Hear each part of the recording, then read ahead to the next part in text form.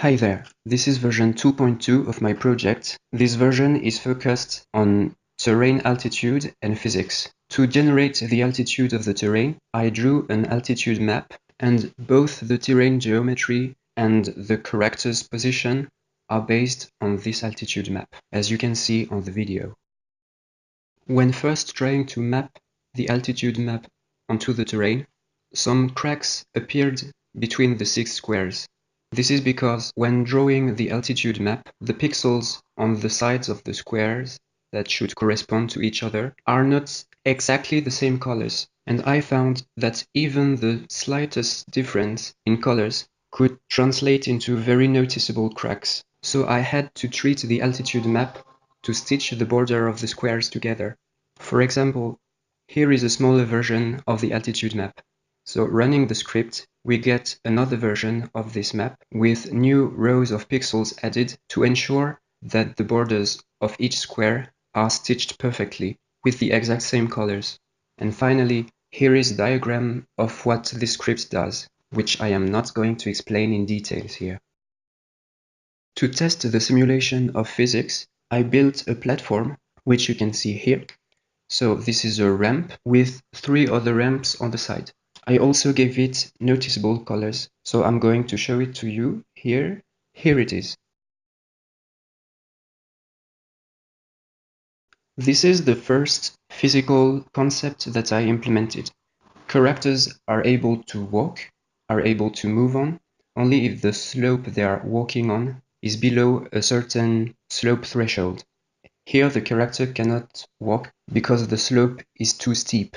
Next physical concept is freefall. Objects on the planet are subject to accurate physics.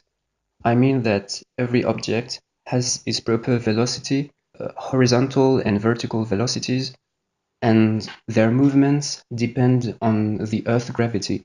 Also, when a character touches the ground, it can control each of his movements, but when it's in freefall, like when it's jumping or falling from a cliff, it cannot control anything. Next thing I wanted to show is jumping. Characters are now able to jump. For example, when they can't go somewhere because the slope is too steep, they can go there by jumping while moving on, so they'll have a horizontal velocity. In this new version, I also fixed a bug that I had not noticed before. That is, in the previous version, the planet was always in the night. There was never daylight. Now the difference between the night side and the day side of the planet is much clearer. So here, as you can see, I am walking into the night. By the way, another difference from the previous version is that I made the sky blue, but the sky is always blue, so you also have a blue sky in the night. Now I'm going to the day side of the planet. Finally, I'd like to discuss some issues that are remaining in this version. So here I have a wall in front of me.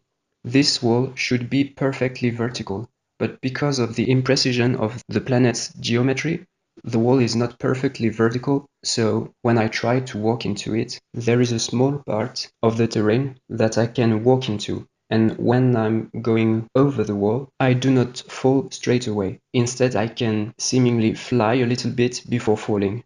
So these issues can be obviously solved by increasing the precision of the terrain, but this can't really be done with a very large planet.